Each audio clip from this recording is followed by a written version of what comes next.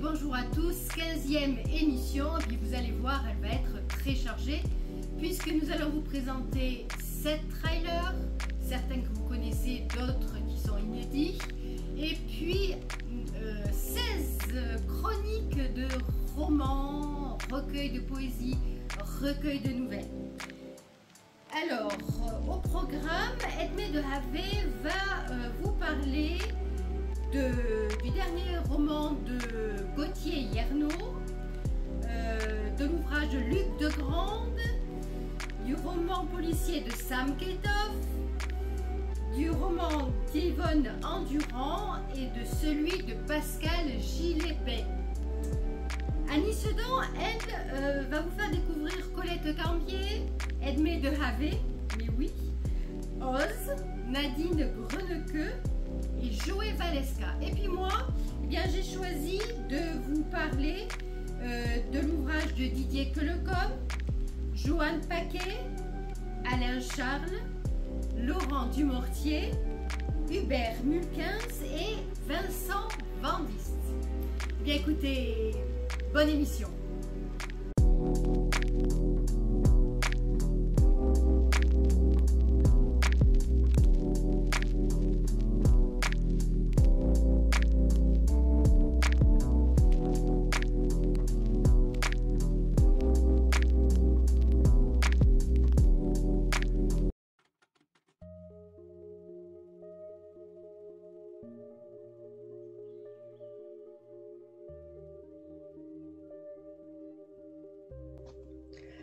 Bonjour, aujourd'hui je vais vous présenter Les Maisons Vagabondes de Colette Cambier.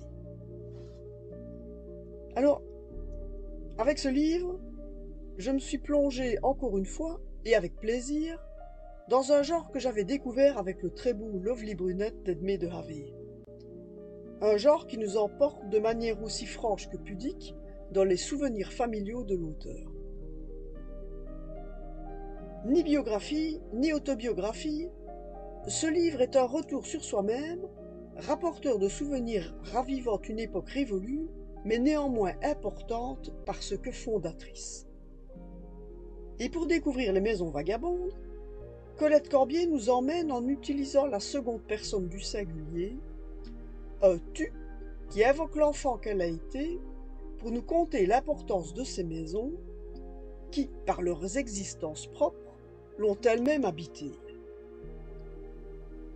Un tu qui nous ramène à l'époque d'après-guerre, entre Flandre et Wallonie, pour découvrir les singularités de ces maisons et de ses habitants, entendre les réflexions qu'elles lui inspirent face aux attentes, aux codes et aux certitudes des adultes, sur un chemin sinueux où la place d'aîné n'est pas toujours la plus simple. Et si parfois, l'encre se teinte d'une légère amertume, la plume fluide et rapide de l'auteur exprime avant tout les nombreuses interrogations et inquiétudes d'une enfance en construction. Et parce que l'enfance c'est aussi cela, elle nous raconte ces maisons comme autant de souvenirs de jeux, de couleurs, de lumière, de saisons, de soleil, de neige, de joie, de peine, mais surtout de vie. Alors bonne lecture à tous.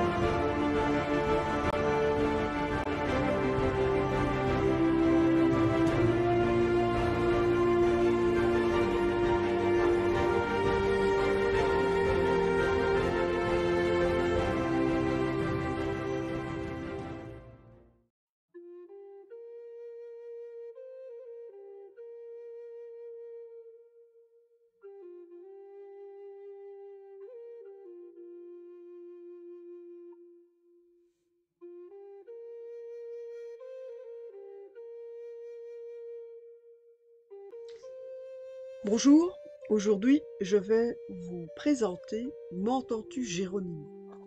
Un titre étonnant pour un récit inattendu qui nous propose une délicieuse incursion dans l'une des nombreuses vies d'Edmé de Havey. Une vie bien remplie où une passion héritée de sa lovely brunette pour les Amérindiens, un contrat de travail à la Commission européenne arrivé à son terme et des cours du soir d'anglais incite notre cœur nomade en quête d'un avenir professionnel inédit à jeter son dévolu sur l'Amérique du Nord, berceau de Geronimo et Quanah Parker. Et pour vous donner le ton, je ne résiste pas à l'envie de vous citer une phrase de l'auteur. Des regrets? Non, pourquoi? Puisque les souvenirs ne s'usent pas. Avec ce récit fait d'anecdotes tantôt critiques, tantôt émouvantes, souvent humoristiques, nous découvrons une Amérique bien plus réelle, loin des films et des séries. Un monde à la mentalité différente de notre vieille Europe, un monde cosmopolite et puritain, où le racisme n'est pas l'apanage des Blancs. Un monde d'excès en tout genre, mais un monde riche de sa vie sauvage, de ses beautés naturelles, et d'une nation indienne à la culture bien vivante et d'une humanité toute pareille à la nôtre, avec ses qualités et ses défauts. M'entends-tu Geronimo est un voyage qui dépoussière nos images d'Épinal version US et nous fait partager pour notre plus grand plaisir les nombreuses expériences vécues là-bas par Edmé de Havey. Des expériences sur les lieux de travail les plus divers, en commençant par le cercueil blanc, Titanic de la restauration, expérience avec les médecins et hôpitaux, j'en frémis toujours, expérience avec la nourriture, moins traumatisante qu'imaginée.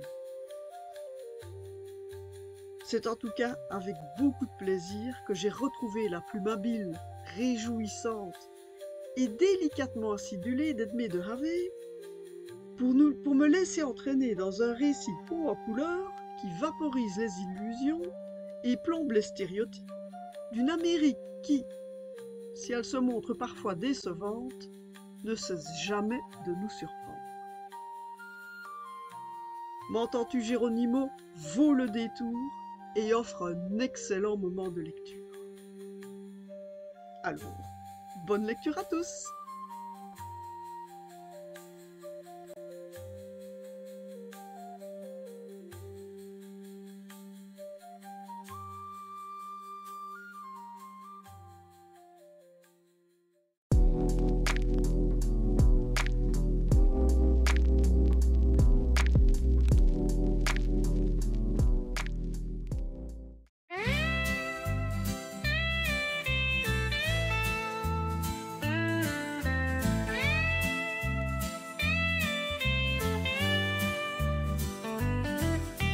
Seven shadows cut through dusk, hoofbeats echo in the dust, whispers of a distant land, just as tough like desert sand.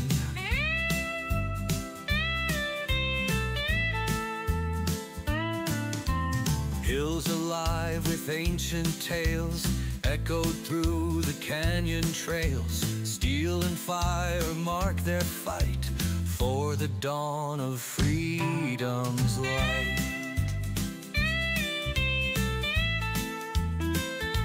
Seven horsemen, ride until the end, my friends. Seven souls the wind defends, dreams of peace in heart we trust.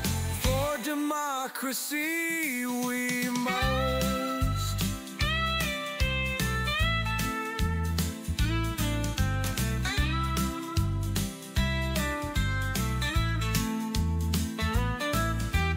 Trumpets call the night to rest, fires burn within each chest. Through the storm and through the rain, liberty we seek in pain.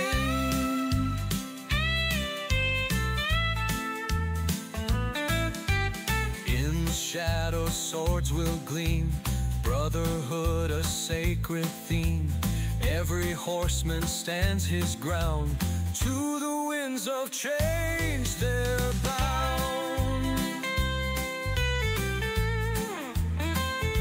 7 horsemen.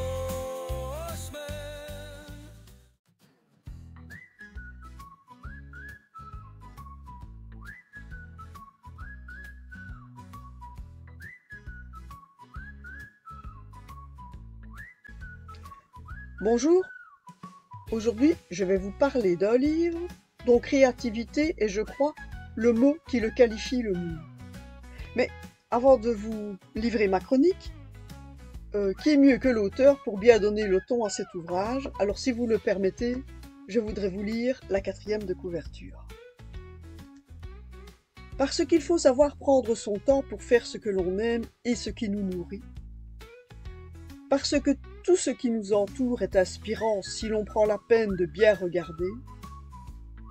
Parce que mon plaisir, c'est aussi susciter une émotion, un sourire. Parce que tout cela est si peu de choses à la fois. Imagine, c'est un recueil que l'on feuillette à son rythme pour découvrir à chaque page une nouvelle illustration mêlant dessin et photos dans une réinterprétation imaginaire et amusante de situations ou de personnages. Et pour nous entraîner définitivement dans son petit monde, l'auteur accompagne ses montages de textes et de titres, parfois poétiques, souvent humoristiques.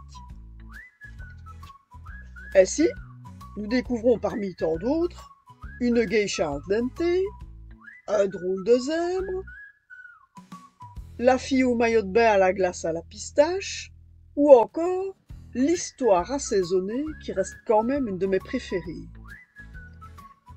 Et là, je ne résiste pas à l'envie de vous faire découvrir Taillé sur mesure, qui est l'illustration qui a le texte le plus court du livre et une seule phrase. Je vais essayer de vous la montrer. La voilà. Mine de rien, un réel habillé.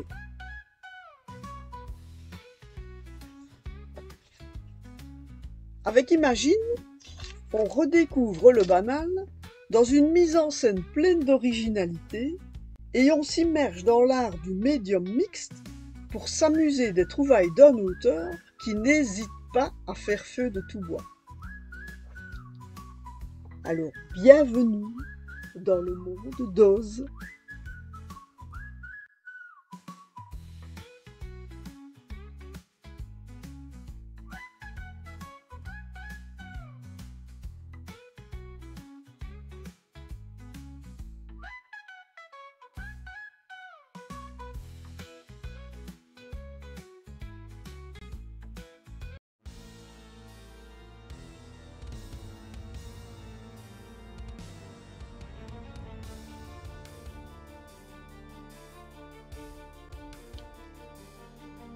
Bonjour, aujourd'hui je vais vous présenter Ainsi que je devins un vampire, le dernier roman de Joey Vallesca, mais aussi le premier, rédigé bien avant que naisse la trilogie Meurtre surnaturel, même si c'est dans le triomphe de Julian Kolovos que l'auteur a eu l'habileté de nous présenter celui dont nous allons enfin découvrir le destin. Et si Joey Vallesca a longtemps gardé cette histoire au fond du tiroir, c'est sans doute parce qu'il y avait mis beaucoup de lui-même. Bien que le roman commence dans le Paris moderne, entre un vampire et une célèbre journaliste, l'histoire est celle de Virgile Delacroix, né en 1739 à Marvejols, dans le Gévaudan. Un enfant espiègle, devenu un jeune homme fringant, ne rêvant que de liberté et des ors de Versailles. Fils de fermier, son amour pour sa mère et son petit frère n'a d'égal que sa détestation pour un père brutal qu'il ne peut s'empêcher de défier. Et puis, il y a Chloé et Théo. Mais le Gévaudan, c'est aussi le terrain de chasse de la bête. Et alors que les drames se succèdent et que l'horreur s'abat sur Virgile, une vampire va à jamais changer son destin. Ce personnage, d'une malfaisance inouïe, est également le pivot de tout le roman, celui par qui tout arrive. Il y a beaucoup d'émotions dans ce roman, car beaucoup d'émotions agitent l'âme de Virgile. C'est un personnage à fleur de peau, marqué par l'amour de son petit frère et son incapacité à le protéger, accablé par la tristesse lorsqu'il songe à sa mère, à Chloé, à Théo, hanté par la quête du père, qui prend fin avec l'arrivée de Benjamin et recommence quand celui-ci disparaît. Enfin, il y a cet insatiable besoin de punir la cruauté. Avec ce livre, Virgile Delacroix trouve tout naturellement sa place dans l'univers bitlite de Joey Valeska, qui met en place, pour notre plus grand plaisir, de nouveaux personnages, de nouveaux périls, de nouvelles situations inquiétantes, prémices à une suite que je suis sûr, les amateurs attendent déjà avec impatience. Alors, bonne lecture à tous!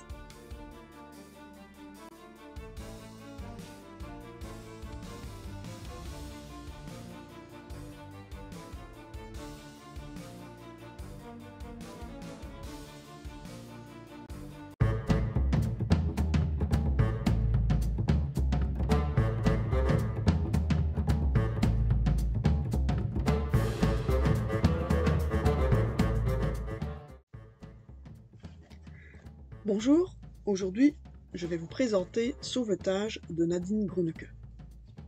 Un premier roman pour l'auteur et une première réussite si j'en juge par le très bon moment de lecture que j'ai passé avec ce livre. L'histoire commence à Paris, dans l'appartement d'un célèbre écrivain en proie à une profonde dépression, qui se voit soudainement ramené à la vie par l'annonce de son décès. Secoué par cet électrochoc, il décide de se venger de l'animateur qui a osé proférer cette énormité. Mais son plan ne va pas se passer tout à fait comme prévu. Vengeance, meurtre, mensonge, tous les ingrédients sont là pour nous entraîner dans une histoire à rebondissement, et c'est avec plaisir que nous suivons les tribulations de Jacques Mervan, embarqué dans une aventure pleine de surprises à l'ombre des beautés de la Charente-Maritime et de l'île de Léon. Ce roman est bien écrit, bien construit et parsemé d'humour. Et si pour la satisfaction des amateurs et amatrices du genre, certains marqueurs du cosy crime s'invitent dans le roman, les autres n'ont aucune raison d'être rebutés par cette folle histoire dont la fin ne manque pas d'émotion.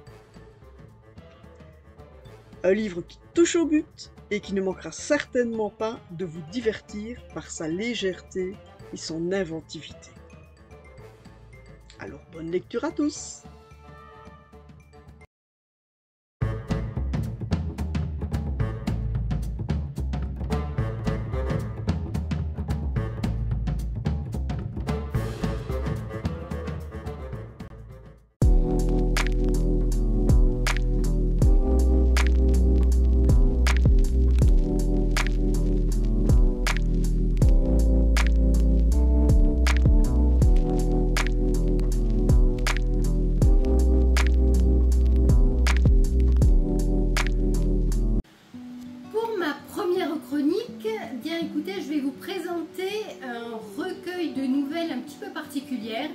C'est Souvenirs nomades de Johan Paquet. Donc il s'agit d'un recueil d'histoires glanées au fur et à mesure des voyages de l'auteur. Au lieu de vous lire le synopsis, je vais vous lire plutôt l'avant-propos qui vous donnera peut-être un peu plus l'ambiance de l'ouvrage. Tout au long d'une existence humaine, les personnes de rencontre, les mille et un instants éphémères vécus accrochent des lambeaux de souvenirs aux aspérités de la mémoire, s'incrustent dans les rides du temps, puis, un beau jour, sans crier gare, remontent à la surface de la conscience et se mettent à briller tels des astres oubliés dans le ciel du présent. Les senteurs humées, les voix entendues, les sensations éprouvées sèment leurs graines dans le terreau de la vie et, après un long hivernage, se mettent à bourgeonner et à fleurir dans le jardin des mots. La série de récits qui suit enfile sur le collier du temps quelques perles de réminiscences glanées tout au long de mon existence. Mais la logique de la mémoire ne coïncide que rarement avec celle de la chronologie, sa cohérence relevant davantage de facteurs inconscients. Pour autant, les faits rapportés sont authentiques, l'imagination suppliant parfois à ce que l'écran du quotidien masque et dérobe à la vue. Voilà la vente.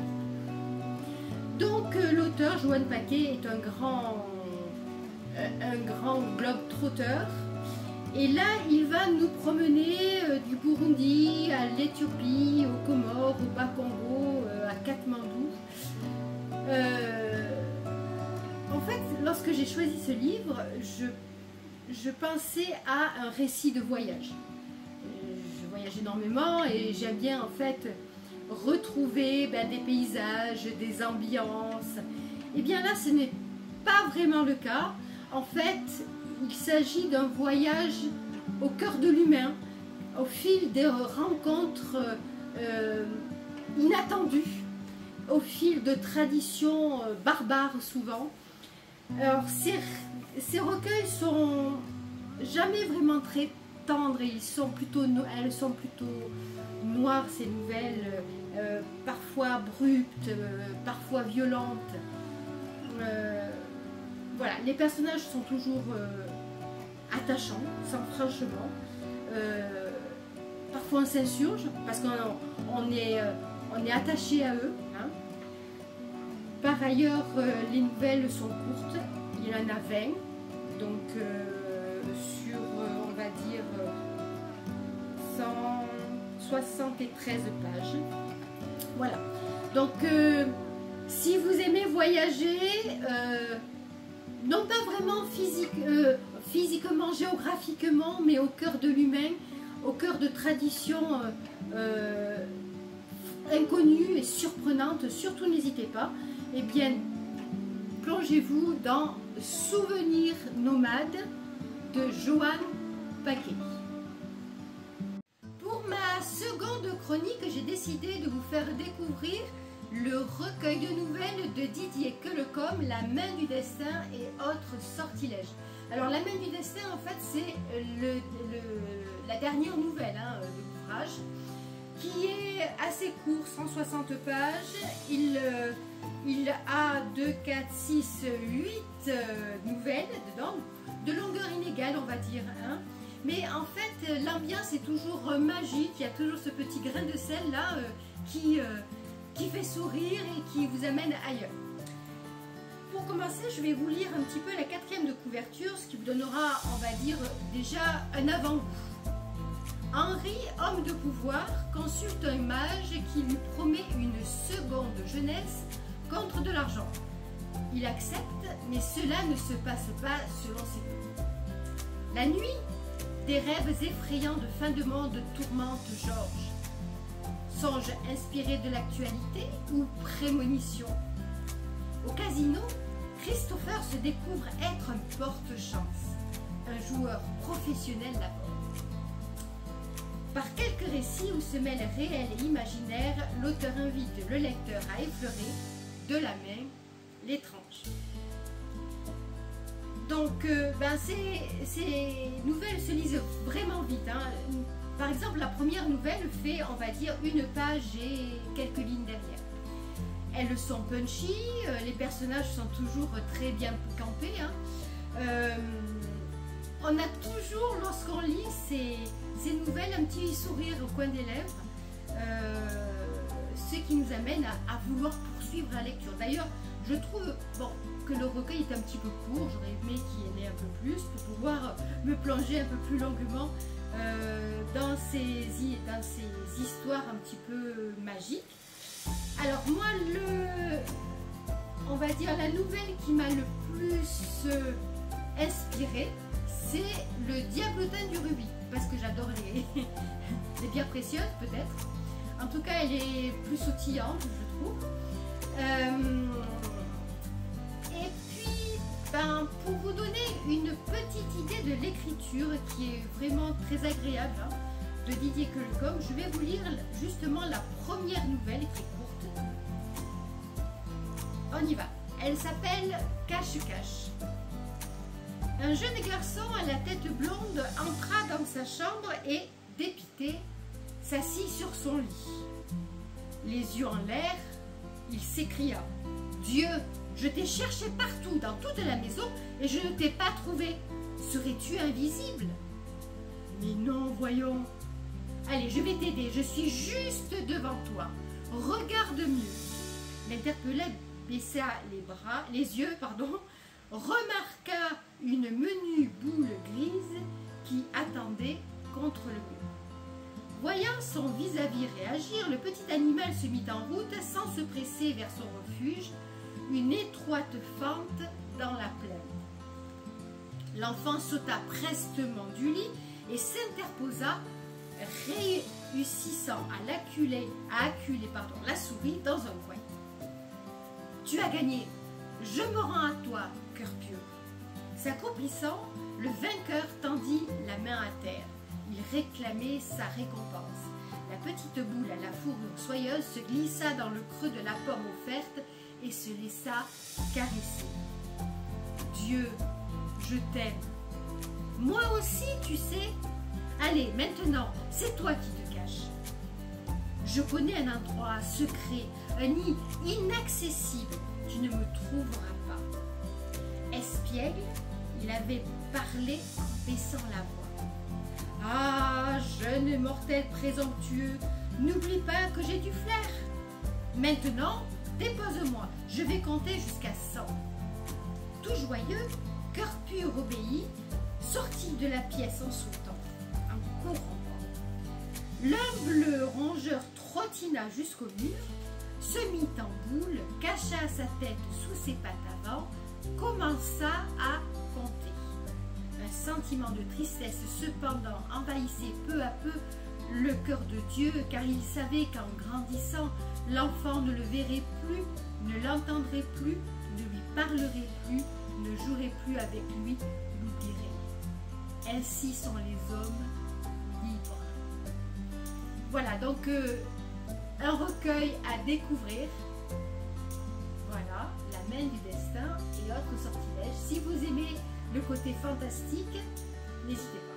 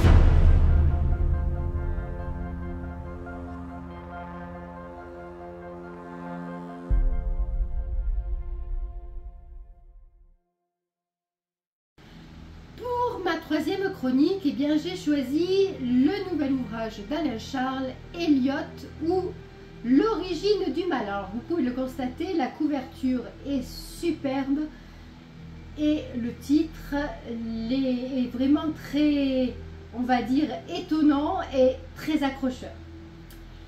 Alors avant de vous parler en fait de mon ressenti, je vais vous lire la quatrième de couverture. Quel est donc cet esprit des ténèbres qui, dans le ciel, blasphème, se bat contre les anges et sur terre, se sert de l'homme, l'afflige, le tourmente, l'excite, puis dans l'abîme le punit. Eliot, un enfant de 6 ans, assassine sauvagement Oswald, un vieux fermier qui désirait l'aider, car Eliot a un problème, il ne parle pas, même s'il en a les capacités.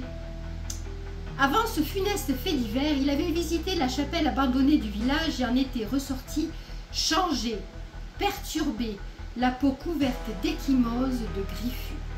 Les enquêteurs et la médecin légiste tergiversent. Un gosse de cet âge est-il capable de tel acte?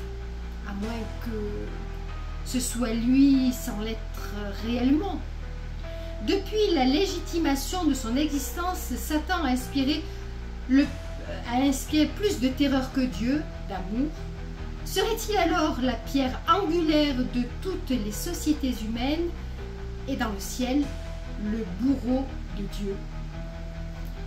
Voilà, donc ça donne bien envie. Alors le bouquin est court, hein. Alors j'ai essayé derrière de vous mettre un petit peu dans l'ambiance, vous voyez, c'est pas mal, c'est suffisamment gore, je trouve que c'est pas mal. Voilà, voilà. Ne faites pas de cauchemar, hein. Quoique, si vous lisez le bouquin, hein, c'est un livre qui n'est pas vraiment à mettre dans toutes les mains. C'est un livre qui, par moments, est assez violent. Je ne peux pas dire sanglant, mais franchement violent. Et puis, il les cache avec un vocabulaire, parfois, bon, il écorche un peu. Hein. Mais c'est justement ce qui fait le charme de ce bouquin. J'ai adoré les personnages. Franchement, c'est super. C'est un bouquin qui se lit très vite, qui surprend tout le temps, qui vous donne envie d'aller plus loin, même si, t'entends, vous êtes choqué hein, au détour d'une phrase, au détour d'un mot. Et puis, la fin est... Bon, je vous en dis pas plus. Je vous propose donc de découvrir Eliot, L'origine du mal d'Alain Charles. Franchement, n'hésitez pas. Plongez-y. Plongez vraiment immédiatement dans cette espèce d'ambiance. Voilà, n'hésitez pas. Pour ma quatrième chronique, j'ai décidé de vous présenter un recueil poétique, celui de Laurent Dumortier H. Et entre parenthèses, il y a marqué « écrit sous influence ». Et en fait, c'est la parenthèse qui a titillé en fait ma curiosité. Voilà pourquoi j'ai choisi de le découvrir, puis parce que j'aime beaucoup la poésie de Laurent Dumortier qui est toujours très, on va dire, c'est un voyage personnel, il invite toujours à se plonger en fait en soi et j'aime beaucoup ça. Dans ce recueil de poésie, en fait, on est ballotté au sens large, c'est le vent qui passe, c'est l'eau qui avec son flux et son reflux. C'est un petit peu comme si en fait cette espèce de flou, de reflux amenait à portée de main en fait au lecteur un rêve qui parfois semble atteignable et parfois inatteignable. C'est réellement un voyage, j'ai beaucoup aimé, hein, c'est toujours en fait des poésies plutôt courtes, parfois même on va dire comme une chanson avec son couplet puis son refrain, hein, comme un leitmotiv, hein, cette espèce de flux et de reflux. Pour vous donner une idée un petit peu, j'ai choisi un poème qui s'appelle Fleurs de ferraille. Dans ces jardins de métal, fleurs de ferraille, peu à peu tu te fanes. Tu as peur de te trahir et si loin tu voudrais partir. Partir, tu rêves de partir et de disparaître aux quatre vents. Partir, tu rêves de voguer, porté par les vents. et de plonger pour ne pas revenir. Voilà. Vous voyez un petit peu cette espèce d'idée de flux, de reflux, d'ambiance un petit peu onirique que j'ai beaucoup apprécié. Donc si vous aimez en fait la poésie, surtout n'hésitez pas et laissez-vous entraîner par ces chants, puisque moi je parle plus de chants que de poèmes.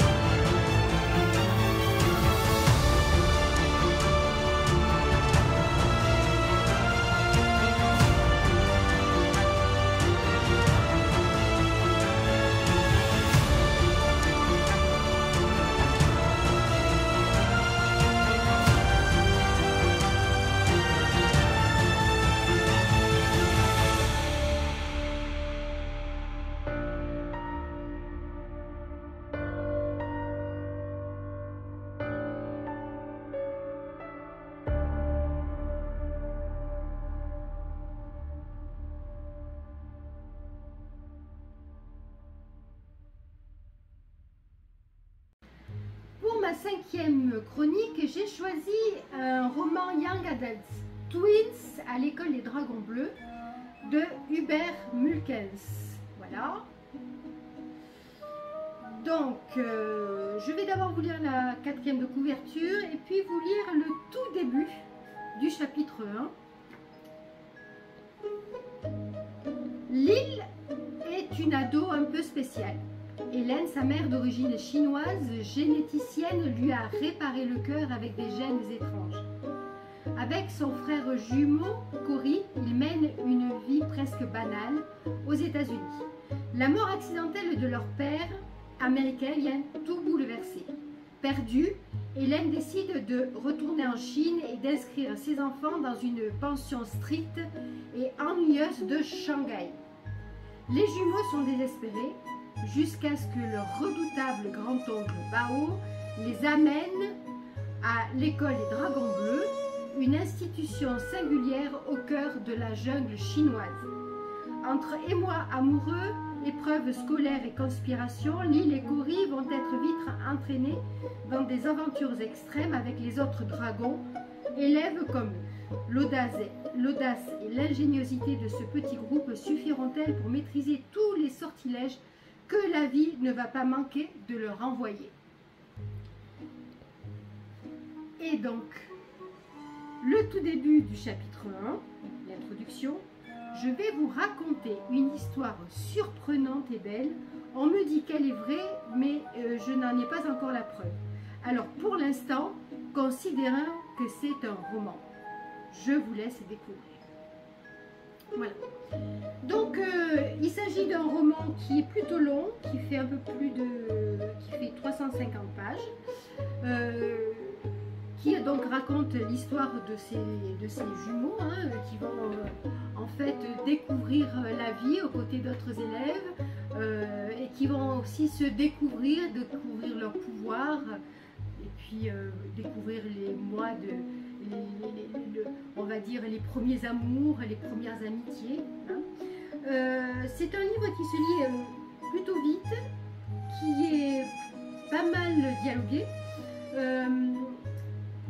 Au départ, en fait, bon, la couverture est superbe, hein, je vous le cache pas.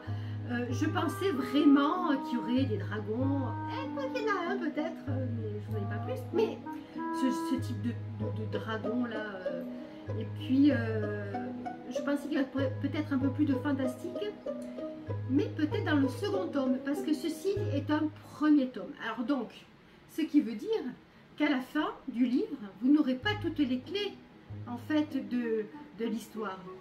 Vous n'aurez que des questions, en espérant que le second tome vous donne des réponses. Voilà. Donc, écoutez, si vous aimez ce type de roman, ce genre, surtout n'hésitez pas. Il est facile à lire, il est agréable, et il vous fera découvrir un petit peu un voyage au travers d'un autre genre que moi j'ai pas trop l'habitude de lire.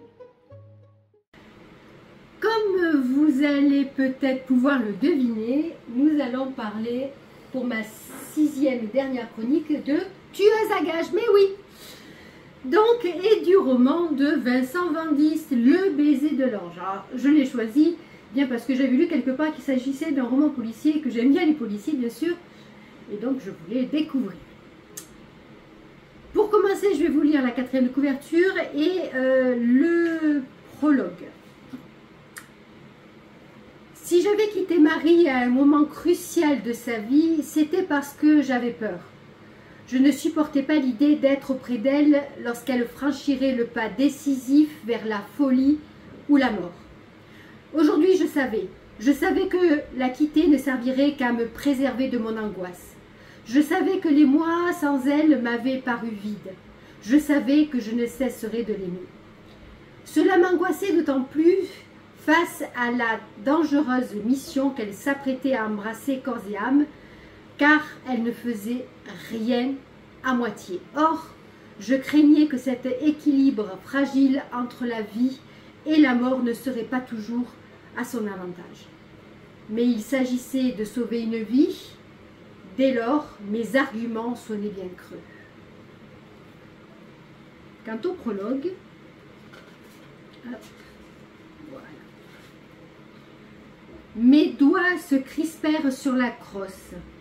Il poursuivit son discours et le son de sa voix me brouillait les yeux. J'essuyais mes larmes d'un revers de manche. Je n'avais pas le droit de m'attendrir. Mon souffle ralentit. La croix de visée ne me montrait plus qu'un fond blanc à l'endroit du cœur. Je respirais profondément et laissais l'esprit de mon ancêtre Anouilh-Louta m'apaiser. Il n'y avait plus que moi, Anouilh et le fusil. Je pressais la détente 3 fois. Voilà. Le style de Vincent Vandis est à l'image en fait de ce que je vous ai lu, c'est-à-dire c'est un style qui est percutant, qui est facile, qui est rapide, qui vous donne envie de lire, d'avancer vite dans l'histoire. Les personnages sont super bien campés. Seul bémol, c'est qu'en fait, les personnages, dès le départ, on sent qu'ils ont un background franchement sérieux, quoi. On sent que derrière, ils ont vécu des choses, ensemble ou séparément, et en fait, ça nous manque. Et donc, pour tout vous dire, j'ai envoyé un mail à Vincent Vandis en lui disant, mais est-ce que c'est un tome? Est-ce que, en fait, ils ont déjà vécu des choses? Et il me dit, ben oui. Il s'agit d'un autre roman, mais avec toujours les mêmes personnages récurrents. Alors en fait, du coup, j'aurais bien aimé avoir, si vous voulez, 1 ou 2 pages de récapitulatif au départ, ce qui m'aurait permis en fait de mieux cerner les personnages beaucoup plus vite et de ne pas avoir envie de poser le bouquin et de passer à un autre. Parce que je suis du genre impatient, quand ça traîne un petit peu et que j'arrive pas à accrocher, eh bien, je lâche le bouquin, je passe à un autre. Mais enfin, bon, je me suis accrochée parce que l'auteur m'a dit que l'histoire était vraiment accrocheuse. Et en fait, j'ai eu raison parce que eh bien on a envie de tourner les pages assez vite et puis on a envie de savoir ce qui va advenir de Marie, pourquoi en fait la tueuse à gages épargne Marie et pourquoi Marie en fait va l'aider dans sa quête. Alors, je ne vous en dirai pas plus, parce que en fait, je vous ai dit un petit peu ce qui va se passer. C'est-à-dire qu'ils vont devoir sauver quelqu'un. Pourquoi? Ben voilà, pour le savoir, il va falloir découvrir l'histoire de Vincent Van Diest. Voilà, le baiser de l'ange.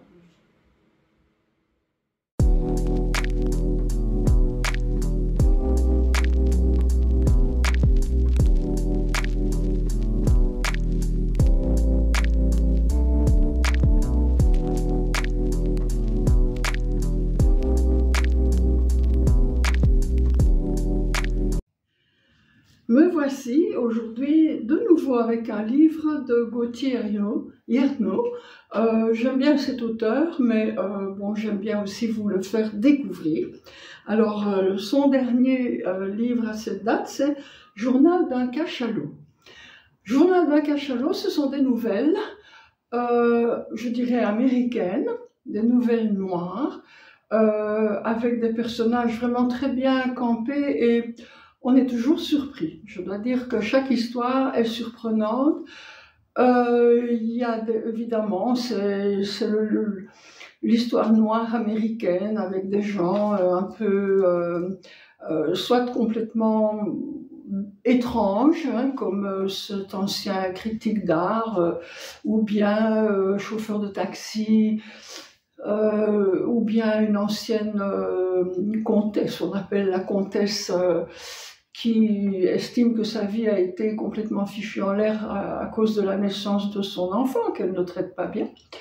Enfin, ce sont en général des histoires avec des gens qui sont dans la dèche, soit la dèche psychologique ou bien la dèche, vraiment la dèche. Je ne peux pas naturellement vous raconter chacune de ces nouvelles, mais j'ai choisi quelques extraits pour vous donner l'ambiance. Je trouve que ça fait très cinéma noir. En général, ça m'a toujours fait penser à des films noirs ou bien des polars de l'époque 60, 50, quelque chose comme ça. Je vous donne quelques extraits pour vous mettre en appétit et que vous compreniez un petit peu de quoi il retourne. Alors d'abord, là, dans le journal du cachalot, ça j'ai beaucoup aimé la description du cachalot, le pauvre homme. C'était une caricature d'être dont la physionomie inspirait, si pas la pitié, le dégoût le plus profond. Une sorte de bonhomme de neige réalisé par un enfant fiévreux. L'individu portait des vêtements élégants, quoique passés de mode, et tenait à chaque main une canne de métal l'empêchant de verser. Les invités du vernissage l'observaient à la dérobée, et seuls les rares jeunes présents pouvaient lui faire l'affront de le jauger. Pourtant, l'homme ne semblait en avoir cure, il promenait un regard las sur les tableaux, sans qu'aucun muscle de son visage ne trahisse la moindre émotion. « Vous connaissez ce type » chuchota l'artiste au critique, qui lui-même était revenu de sa surprise et noircissait son carnet comme si sa vie en dépendait. « Bien entendu, c'est Hans-Erich Brennart, un peintre prodigue de l'après-guerre. » Dit que suspendu un instant sa rédaction, le sourcil arqué. « Vous connaissez Hans-Erich Brennart, bien entendu ?» Après quelques secondes, où il ne sut à quel sein se vouer, Willem écarta les bras en signe de désespoir. Le critique haussa les épaules et poursuivit son travail. Après tout cela a eu lieu bien avant votre naissance, et puis Hans-Erich Brennart a eu son heure de gloire avant de tomber dans l'oubli. Pour être tout à fait honnête, je le croyais mort. Et là, moi, je voyais Orson Welles dans ce rôle-là, dans le rôle du cachalot. Alors, voilà, un autre, ça c'est le chauffeur de taxi. J'ai remarqué la filature avant de déboucher sur Appian Way, et certainement bien avant le type assis sur la banquette arrière de mon véhicule. Depuis que je l'avais pris en charge, 10 minutes auparavant, il ne bougeait plus beaucoup, et encore moins depuis que Uptown Girl de Billy Joel avait remplacé Lady Gaga sur les ondes. J'avais affaire à un taciturne ou alors à un junkie, la solution la plus plausible compte tenu de l'heure et du lieu de la prise en charge. Mais qu'est-ce qui m'avait pris de m'arrêter pour ce type alors que ma journée était terminée? Le pognon, l'ennui, l'aventure, ma putain d'âme de boy scout. Lorsque je l'avais chargé, le gars n'avait pas paru sous et encore moins défoncé, un mec sobre, une denrée plutôt rare à LA. Alors, vous voyez, là, il y a une ambiance un peu nocturne, justement, comme dans les vieux polars. Hein. On imagine les lumières, Los Angeles, la nuit, avec toutes les lumières. Ici, il a dû s'endormir. Ça, c'est l'histoire avec la comtesse qui n'aime pas son enfant. Elle n'aime vraiment pas. Hein. Il a dû s'endormir un moment ou un autre. Il n'a pas entendu la porte claquer derrière lui et se rend compte de la présence de la comtesse quand elle lui dépose une couverture chaude sur les épaules. Il est transi. Il s'en rend compte au contact de cette étoffe sur sa peau. Il happe l'haleine de la femme fanée quand elle approche son visage. Un écœurant mélange de gin, de tabac et de sel des pleurs. Il ressent malgré lui un frisson lorsqu'elle l'entoure de ses bras en l'appelant mon amour. Elle est désolée, bien sûr, elle est une mauvaise mère, il faut la comprendre. Sa vie a été tout sauf facile. Bien sûr, au début, elle a vécu un conte de fées, mais l'arrivée du garçon a tout détruit. Voilà, j'en ai d'autres, il y en a beaucoup. Il y a tout le livre d'ailleurs pour vous régaler de cette ambiance. Moi, je vous le conseille. Les nouvelles ne sont pas longues, donc on peut facilement en lire une à la fois, en une traite. Et elles sont toutes vraiment parfaitement cadrées dans une ambiance, je ne dirais pas magique, parce que c'est souvent un peu glauque plutôt, mais il y a quand même une magie de la description. On peut même imaginer dans les histoires les plus paisibles du Edward Hopper, cette lumière dans le noir avec des personnages solitaires. Voilà, j'ai été vraiment emballée. J'ai lu tout ça d'une traite, une nouvelle à la fois. Mais voilà, je suis certaine que ça peut plaire à plus d'une personne. L'auteur est connu déjà. Moi, c'est déjà le 3e ou 4e livre de lui que je lis et je n'ai jamais été déçue. Donc, je vous conseille de au moins l'essayer ou le continuer. Journal d'un cachalot, Gauthier Hiernaut, aux éditions Chloé Denis. Bonjour. Voilà, aujourd'hui c'est la rectification de Luc de Grande que je vais vous présenter. Alors, bon, j'ai vraiment été prise de court, je dois dire. Bon, comme vous voyez, la couverture est extrêmement sobre, donc elle ne vous laisse rien imaginer. Ce qui n'est pas mal finalement, parce que là on plonge dans quelque chose de tout nouveau. Donc, je vous présente Corentin Delahaut. Alors, un monsieur vraiment qui ne fait pas de vagues, qu'on ne remarque pas, c'est un jeune trentenaire, enfin, mais un vieux trentenaire de mentalité, qui a toujours sa petite vie, la même, etc. De nombreux flashbacks, un chapitre dans le présent, un chapitre dans le passé, nous explique un peu comment il est arrivé à devenir ce petit monsieur, voilà, invisible presque, mais avec une vie bien cloisonnée, bien organisée. Et le voilà le soir du Nouvel An. Il se rend chez sa maman, où il va rencontrer son frère et sa belle-sœur, je crois, ou sa sœur ou son beau-frère, je crois que c'est plutôt ça. Et pour les cadeaux de Noël. Alors il adore parce que tous les ans, sa maman lui offre un puzzle de 5000 pièces. Il adore vraiment ça et il attend avec impatience son puzzle.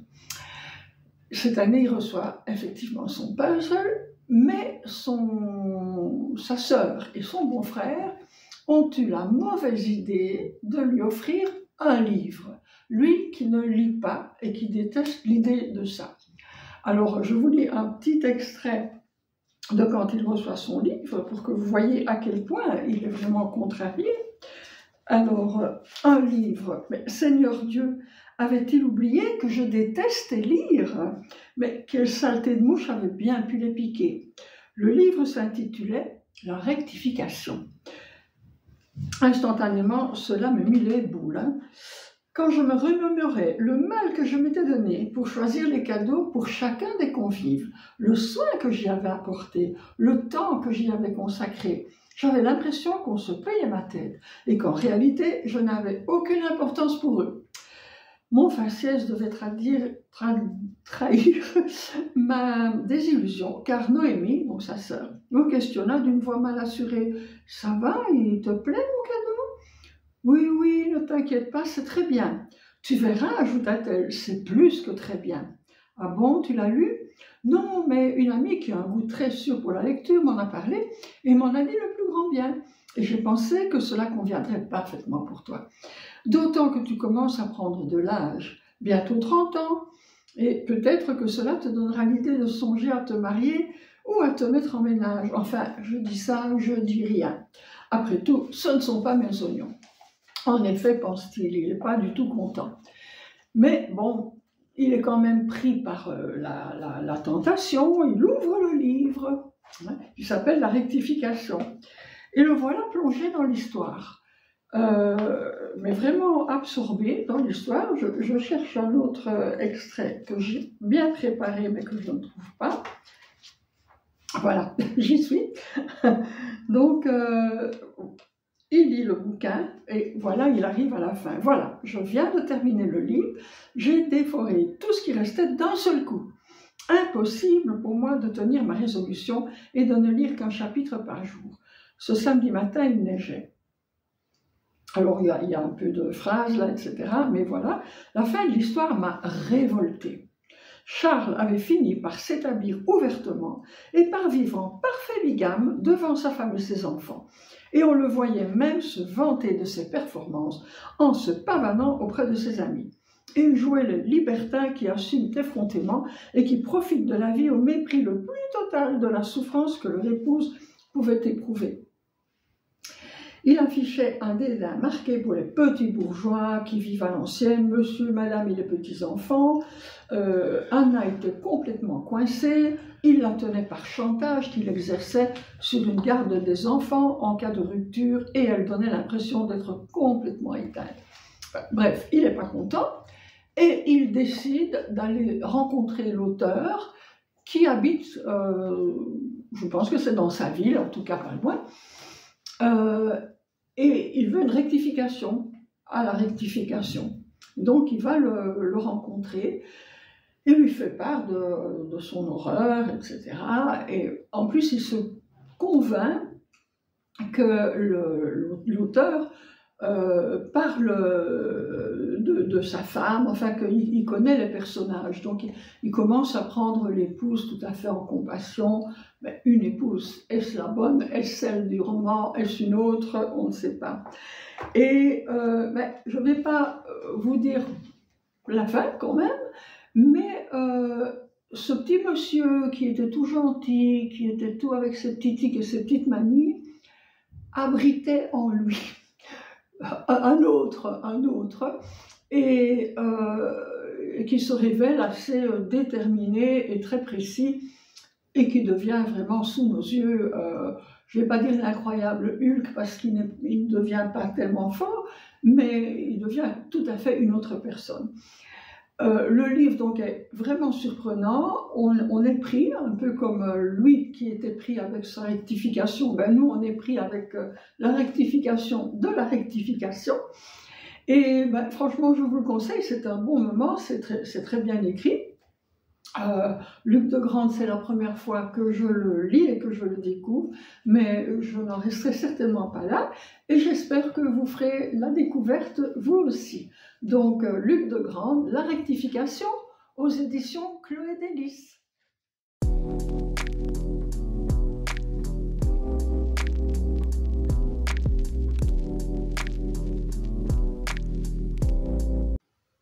Quelqu'un a inversé le sol et le ciel. Tout s'est effacé pour laisser la place à nos corps aimantés, à la voix velours qui nous chantait l'amour. Nous avons quitté le temps sur cette danse. Intimider la mort, dresser les tais qui portent notre ciel bleu, devenu trait d'union, entre rêve et croyance. Je me suis faite spirale, en partant du cœur, en tournant en rond avec de petits pas, pudiques et maladroits.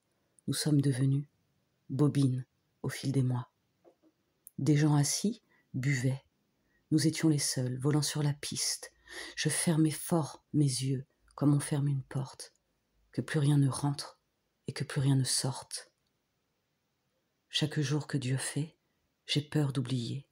Alors seul je danse en serrant mes souvenirs, les priant de rester et de survivre, malgré ton absence.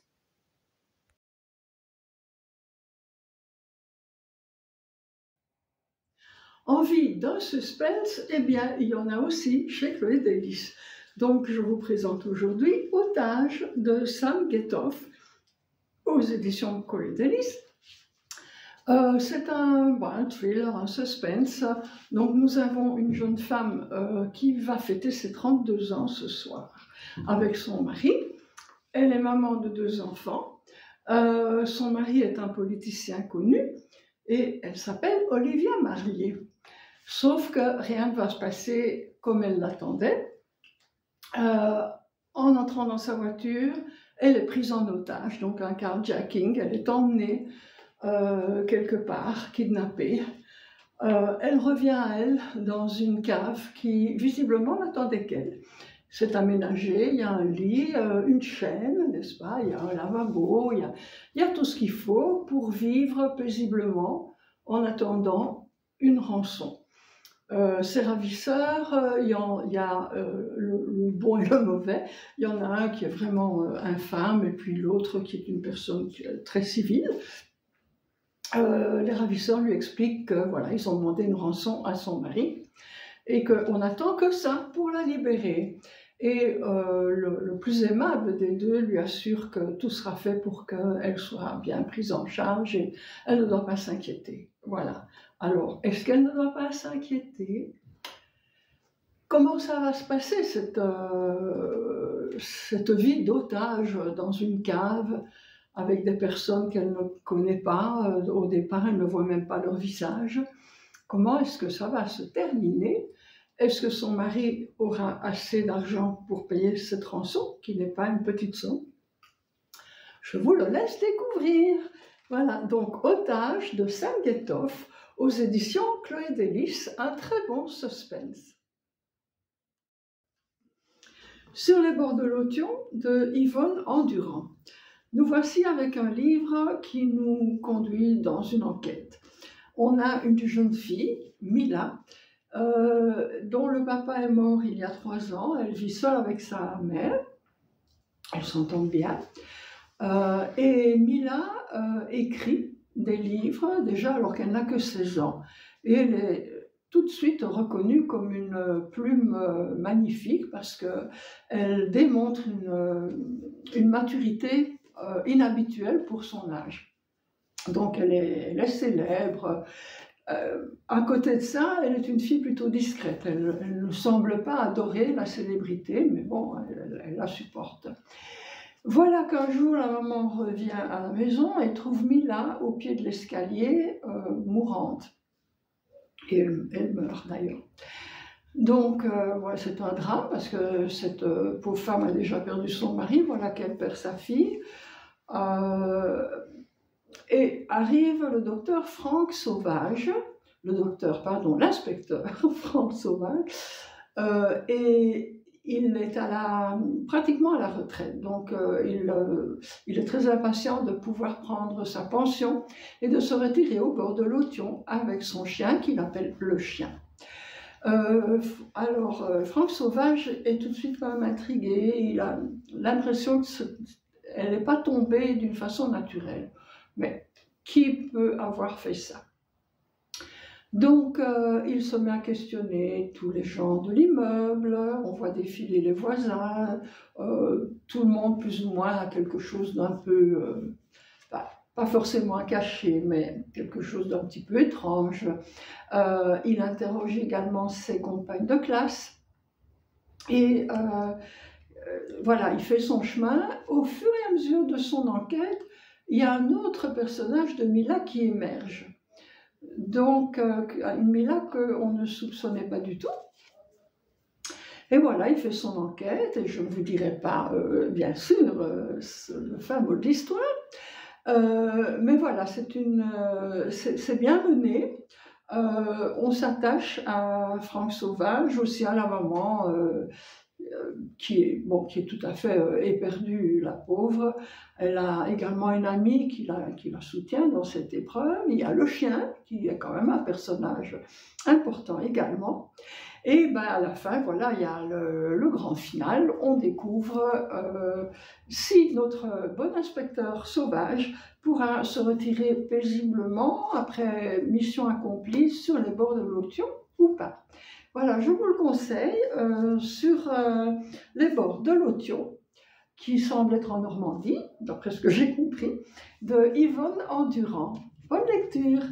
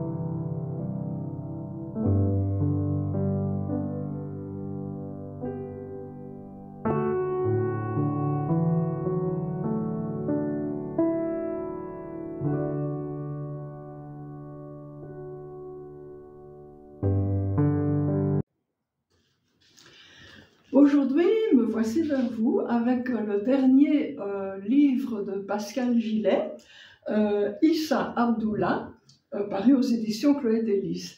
Alors ce livre a un grand mérite, c'est que Pascal est arrivé à nous montrer ce nuage de migrants qui pour nous est indistinct, on sait les migrants, on ne sait pas trop. Et elle est arrivée, avec l'aide d'Issa, naturellement, à mettre le spot sur lui. Donc nous en voyons un qui sort de la masse, lumière et tout, et il nous raconte son histoire à travers la plume, à l'aide de la plume de Pascal. On a un gamin de 13 ans qui habite au Tchad et qui un jour est envoyé par sa famille avec l'âne et son meilleur ami Bachar en ville pour acheter ce dont ils ont besoin pour fêter l'Aïd dignement dans le village. Donc c'est une grande joie, les deux gamins sont tout fiers, ils s'en vont, plaisantant, et malheureusement ils n'en reviendront jamais avec les marchandises parce que chemin faisant, ils sont attaqués et enlevés. Ils sont enlevés dans un camion par des gens qui ne sont pas aimables du tout, qui vont les utiliser pour les faire travailler gratuitement. On les bâche s'ils ne sont pas d'accord, ils sont très maltraités, pratiquement comme du bétail. Il va perdre bientôt de vue son ami Bachar, et puis il va continuer son périple tout seul, avec d'autres compagnons d'infortune. Et ça va durer des années, parce que ça commence quand il a 13 ans et on le retrouve à 19 ans ici en Belgique, qui rencontre Pascal. Il passe de maître en maître, on le vend, on l'échange, il s'échappe, enfin il y a beaucoup d'aventures, mais malheureusement elles sont vraies, donc elles ne sont pas amusantes. Et finalement il arrive en Italie, où là, sur son chemin, il y a quand même toujours des aides. Il y a toujours des gens qui vont lui donner un petit coup de main, qui ne peuvent pas vraiment le tirer d'affaire, mais qui lui donnent un peu un petit souffle et des trucs et des idées. Et donc, notamment, il arrive à remonter toute l'Italie et puis continuer vers l'Europe plus au nord, en prenant les trains, sans payer, en se cachant où il faut, etc. Il devient très astucieux, très très débrouillard. Il se retrouve dans des centres d'accueil, puisqu'il est mineur non accompagné. Certains meilleurs que d'autres, mais en général, il ne se plaint d'aucun. Donc, il est quand même bien reçu, si on veut dire. Ça lui permet de ressentir le savon, d'avoir des vêtements propres et d'être un peu en paix, enfin très en paix par rapport à ce qu'il a eu avant. Faire d'autres rencontres, échanger d'autres histoires, d'autres expériences. Il monte jusqu'au Danemark et puis en Suède, de façon amusante dans la ville où habite ma sœur à Théboul. Et puis il redescend et il finit par entrer en contact quand même avec sa famille après tant d'années. Ils sont beaucoup de larmes au téléphone et il apprend qu'il a un frère aîné dont il ne se souvenait pas tellement, qui lui est parti et vit en France ou en Belgique, on lui dit. Et donc voilà à nouveau un fil conducteur, une piste à suivre. Il retrouve son frère et là, voilà, pour le moment, il est dans un centre d'accueil en Belgique, dans la région de Liège, où il a rencontré Pascal, qui lui a prêté sa plume comme l'ami Pierrot pour lui permettre de raconter son histoire.